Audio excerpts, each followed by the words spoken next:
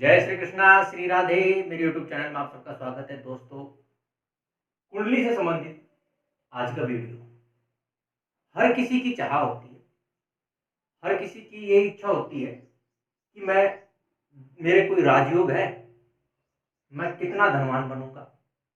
राजयोग है, फल कब मिलेगा, क्या मंगल, शुक्र, बुध, शनि ये ही ग्रह राजयोग बनाते हैं या कुछ और भी ऐसे ग्रह हैं जो राजयोग बनाते हैं? उनके बारे में आज हम इस वीडियो में क्या करेंगे, चर्चा करेंगे। देखिए, शुरू करते हैं। साधारणतया ये हमारी कुंडली होती है। जो ज्योतिष को जानते हैं, समझते हैं, वो सब जानते होंगे कि ये 12 भाव, इनके अंदर 12 राशियां लिखी हुई होती है। यहाँ पे जो नंबर आता है वो लग्न है। जैसे मैंने अभी यहाँ 1 नंबर लिख रखा है, तो ये मेष राशि यानी कि मेष लग्न हो गया। 1 से लेके 12 तक कुछ भी हो सकता है। साधारणतः राजयोग भी आपको पता होगा कि केंद्र के अंदर स्वग्रही या उच्च के मंगल बैठ जाए, शनि बैठ जाए, शुक्र बैठ जाए, गुरु बैठ जाए, बुध बैठ जाए, तो क्या बनाते हैं? राजयोग बनाते हैं। मैंने पाया है, मैंने जब जातकों की कुंडली देखी, उनके अंदर मैंने इन ग्रहों को स्वग्रही बैठा, उच्च का बैठा हुआ देखा गया, लेकिन फिर भी उनको फल नहीं मिला या कम मिला। ऐसा क्यों होता है? देखिए, सूर्य का अगर 5वें या 10वें भाव से संबंध हो जाए, सूर्य 5वें भाव में बैठ जाए, 10वें भाव में बैठ जाए, तो ये भी एक तरीके का राजयोग है। ऐसा व्यक्ति भी धनाढ्य होता है, धन उसके पास में प्रचुर मात्रा में रहता है। पहली, शनि का संबंध अष्टम भाव से या थर्ड भाव से हो जाए, इनके अंदर शनि बैठ जाए, इन भावों के अंदर, तो भी व्यक्ति धनाढ्य होता है, धनवान होता है अपने जीवन में जरूर। गुरु का संबंध और शुक्र का संबंध चारों केंद्रों में से किसी से भी हो जाए, गुरु और शुक्र दोनों गुरु हैं, एक देवताओं के एक राक्षसों के, अगर इन दोनों का संबंध चारों केंद्रों में से किसी से भी हो जाए, उच्च के होके बैठ जाए या स्वग्रही होके बैठ जाए, तो भी ये व्यक्ति को धनाढ्य बना देते हैं, हर प्रकार की सुख संपदा प्रदान कर देते हैं।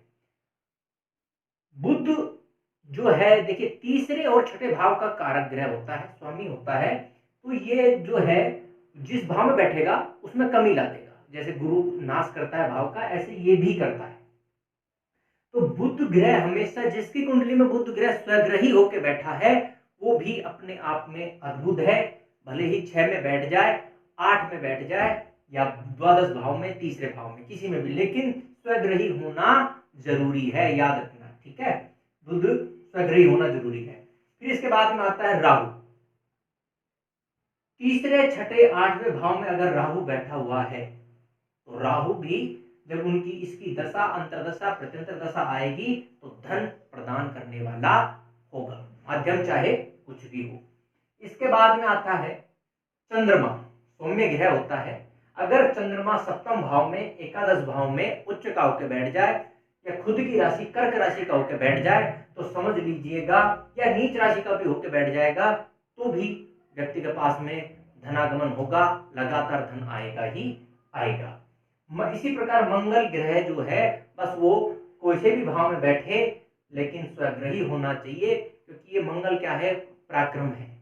हम पराक्रम करेंगे, मेहनत करेंगे, तो ही धन आएगा, चाहे हम ज्ञान के रूप में लें, चाहे हम मेहनती शरीर के रूप में लें। तो मंगल स्वग्रही है तो भी शुभ होता है। फिर जो शर्त है, कोई सा भी राजयोग हो, ये मैंने आपको बताया है। तो एक तो ग्रहों की डिग्री 8 डिग्री से 20 डिग्री तक होनी जरूरी है। कोई भी ग्रह है, अगर वो 8 से 20 डिग्री का है, तो समझ जाओ उसका फल मिलेगा आपको, और अच्छा फल मिलेगा, पॉजिटिव फल मिलेगा। इसके बाद में लग्न जो है, वो 8 डिग्री से 22 डिग्री के बीच में होना चाहिए, क्योंकि लग्न हमारा शरीर है, और शरीर होने की वजह से जो सुख हम भोगेंगे, वो कौन भोगता है? सुख शरीर भोगता है, लग्न भोगता है। तो ये जो 4 हैं, 1, 2, 3 और 4, जिनको केंद्र बोलते हैं, यदि इनका संबंध 3, 6, 8, 12 से नहीं है, राहु से नहीं है, नीच ग्रहों से नहीं है, तो व्यक्ति को सुख मिलता ही मिलता है। ये 4 प्रकार के सुख हैं। पिता, अब किसी के पिता नहीं रहेंगे तो वो सुख, पिता का सुख गायब हो जाएगा, कर्म क्षेत्र का सुख गायब हो जाएगा, माँ का सुख, पत्नी का सुख और शरीर का सुख। विपरीत क्रम से नहीं होना चाहिए। आज के वीडियो में मैंने आपको बताया कि कैसे सूर्य, शनि, हर ग्रह किस भाव में बैठकर बली हो जाते हैं, राजयोग का निर्माण करते हैं। इस चीज का ध्यान रखिएगा। अगर आप धनवान होने की इच्छा रखते हैं, अगर आप ये सोचते हैं कि खाली मंगल, शुक्र, गुरु, बुध, शनि ये ही राजयोग बनाते हैं, तो ऐसा नहीं है। अगर ग्रह दिग्बली हो जाए और भाव में बैठ जाए, जैसे सूर्य पंचम भाव में बैठ जाए, मैंने उस व्यक्ति को भी करोड़पति, अरबपति अपने अनुभव में पाया है। शनि अष्टम भाव में बैठ जाए, शनि तृतीय भाव में बैठ जाए, तो भी मजबूत स्थिति होती है, व्यक्ति धनाढ्य हो जाता है। आप अपनी जन्म कुंडली उठाकर देख सकते हैं। फल कब मिलेगा? जब उस ग्रह की महादशा, अंतरदशा, प्रत्यंतर दशा आ जाए। दूसरा, यदि भाग्य भाव का स्वामी आपका स्वग्रही होकर बैठ जाए और द्वादश भाव का स्वामी भी यदि स्वग्रही हो जाए, तो उस समय भी आप समझ लेना आपका राजयोग का टाइम आ गया है, आपको राजयोग का फल जरूर मिलेगा। राजयोग के अंदर धन के अलावा विवाह होना, पत्नी का सुख, व्यापार का सुख, वाहन का सुख, मकान का सुख, इन सबको बोला जाता है। नींद का सुख, मतलब अगर आप सही तरीके से सो नहीं पा रहे हैं तो वो भी एक गलत है। अगर आप सही तरीके से सो पा रहे हैं, पूरी नींद ले पा रहे हैं, वो भी एक सुख ही होता है, वो जो कि शुक्र से संबंधित होता है। तो ये चीज आप जरूर देखिएगा। बाकी आप अपनी जन्म कुंडली का अध्ययन करवा सकते हैं, कांटेक्ट कर सकते हैं, वास्तु कंसल्टेंसी आप ले सकते हैं, और मैंने जैसा आपको बताया आप अपनी फेस रीडिंग भी करवा सकते हैं। यदि आप फेस रीडिंग करवाना चाहते हैं तो कांटेक्ट कर सकते हैं।